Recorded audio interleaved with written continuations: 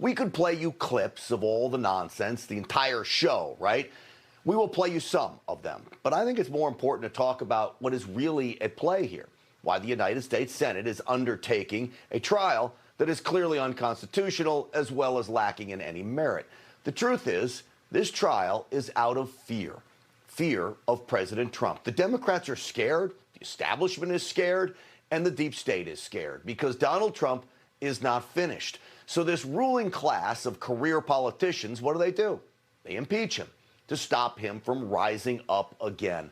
The left is obsessed with conviction here, not because President Trump is guilty, but because he's inspiring and he could win the White House again. So the Democrats lie, even making up the fantasy that despite the despicable January 6th uprising, they say that it was somehow an insurrection. It was not. President Trump is singularly responsible for inciting it. To walk away without any accountability, any reckoning, any consequences. That cannot be right. That's the path to fear of what future presidents could do. Well, it's no wonder Democrats take that stance. Look at their history of obsession with President Trump.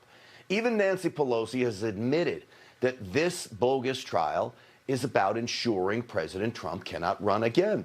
They are desperate to destroy him because of his strength and commitment to doing what they hate most, draining the swamp. He deserves conviction, nothing less. I don't think it's very unifying to say, oh, let's just forget it and move on. That's not how you unify. I'm not going to be bullied into, calls for unity, which mean that we throw away accountability and not hold the president accountable for what he did. All of it is led by hate rhetoric like this.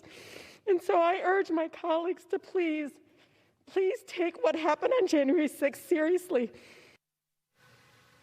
You see, it's all theater. The entire trial is a waste of time. Conviction is an impossibility. 17 Republicans are not going to turn on the president. So in the end, what Democrats, and sadly even some Republicans want, like Mitch McConnell and Mitt Romney, is the former president damaged beyond repair, unable to run due to public opinion. But here's the deal. That will not happen either, because as the political persecution of President Trump continues, the stronger and, yes, more popular he gets. This is nothing less than the political weaponization of the impeachment process.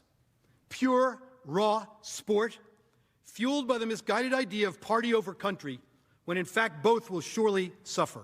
This is like a Western movie where the mob wants to lynch somebody and the judge is sitting there drunk saying, oh, go ahead, boys.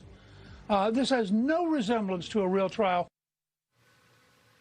Well, Mr. Speaker, because it's not a real trial. It's an attempted political execution. The Democrats are so dishonest. They know the president did not incite an insurrection, and the proof of that continues to grow. His former White House chief of staff revealed the president offered to call up 10,000 National Guard troops prior to the January 6th security breach at the Capitol.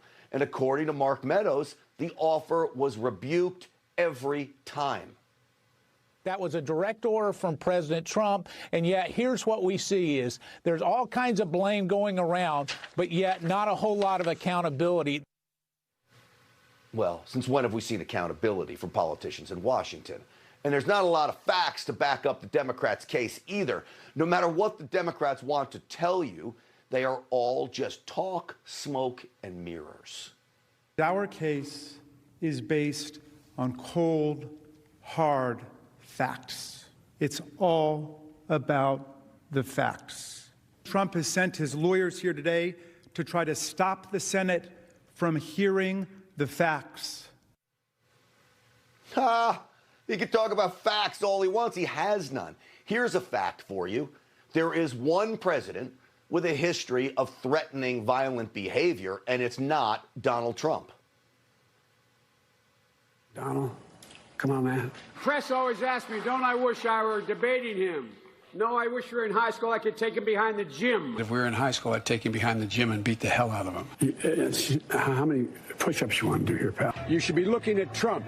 Trump's doing this because he knows I'll beat him like a drum. I will beat him like a drum. I will beat him like a drum. I think the boy knows that I'll beat him like a drum.